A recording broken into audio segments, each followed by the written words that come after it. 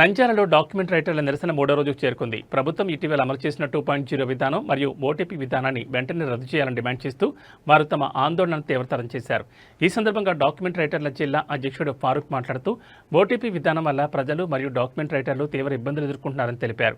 సాంకేతిక సమస్యల కారణంగా రిజిస్ట్రేషన్ ప్రక్రియ ఆలస్యమవుతోందని, ఇది వినియోగదారులకు తమకు ఇద్దరికీ నష్టం కలిగిస్తోందని అన్నారు. ప్రభుత్వం తమ డిమాండ్లను పట్టించుకోకపోతే నిరసనలను మరింత తీవ్రస్థాయికి తీసుకుపోతామని ఆయన హెచ్చరించారు. हाँ बोला तो मैं फोन करता हूँ देखे ले वो बोले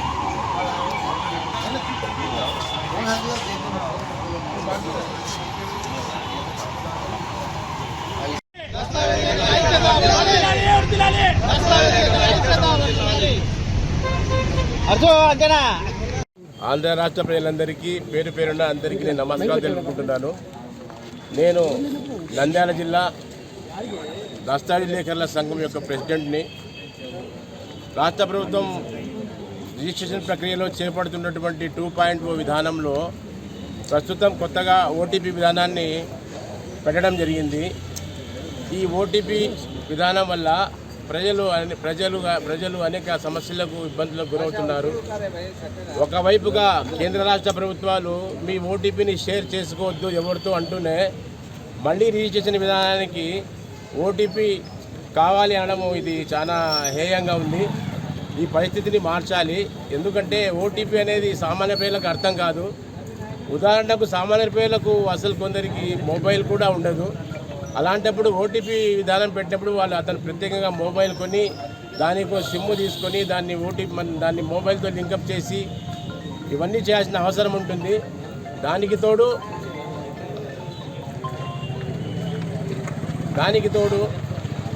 చాలామంది ఓటీపీ చెప్పడానికి భయపడుతున్నారు.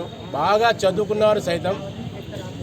ఉదాహరణకు ఏదైనా రిజిస్ట్రేషన్ కోసము అమ్మిన వాళ్ళు కొన్న వాళ్లకు సంబంధించిన పీడీ అంటే పబ్లిక్ డాటా ఎంట్రీ తయారు చేసేటప్పుడు ఒక వ్యక్తి అమ్మిన వ్యక్తి కానీ కొన్న వ్యక్తి కానీ ఆ చోట ఉండకపోవచ్చు. అప్పుడు అతనికి ఫోన్ చేసి నీకు ఓటీపీ వస్తుందన్నా, నీది స్లాట్ బుక్ చేస్తున్నాము, నువ్వు ఓటీపీ చెప్పమంటే ఏం ఓటీపీ చెప్తావా బాబు, ఓటీపీ చెప్పొద్దుంటున్నా, మళ్ళీ ఓటీపీ అంటే చెప్తావు, మా భార్య ఒప్పుకోవడం లేదు, మా భార్య చెప్పడం లేదని చెప్పి చాలా ఉదాహరణలు జరిగినట్టున్నాయి.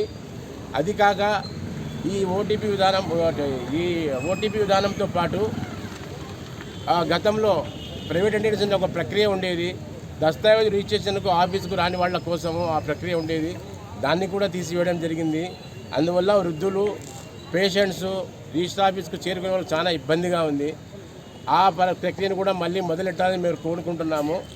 ఇంకో విషయం ఏంటంటే రిజిస్ట్రేషన్ వ్యవహారాల్లో దొరికినటువంటి సాంకేతిక పరమైన తప్పులు వాటిని సరిదిద్దుకోవడానికి ఎడిట్ ఇండెక్స్ అనే ప్రక్రియను కూడా ప్రభుత్వం దూరంగా పెట్టింది. దీనివల్ల ఎన్నో రిజిస్ట్రేషన్లు ఆగిపోయి ప్రభుత్వానికి రావాల్సిన రెవెన్యూకు గండి పడుతుంది.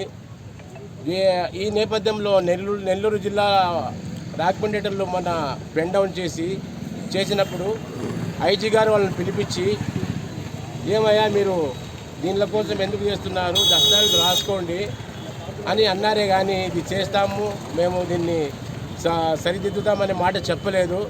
అది కాక ఆయన నేరుగా డైరెక్ట్గా దీనికి సంబంధించిన సాఫ్ట్వేర్ ఇంజనీర్ని కలవండి అన్నాడు కానీ ఆయన తరఫు నుంచి ఎటువంటి సహకారం లభించలేదని నెల్లూరు వాళ్ళు మళ్ళీ పెన్ డౌన్ మొదలుపెట్టారు.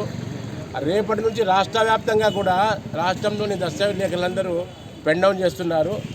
మేము నంద్యాల జిల్లా తరఫున ముందస్తుగా ఈ రోజు నుంచే పెన్ డౌన్ చేస్తున్నాము.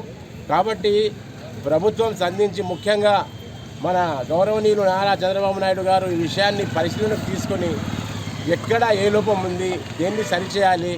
ఎందుకంటే ప్రస్తుతం ఉన్న పరిస్థితుల్లో రాష్ట్ర ప్రభుత్వానికి రెవెన్యూ ఎంత అవసరమో ఇదంతా మీకు అందరికీ తెలుసు.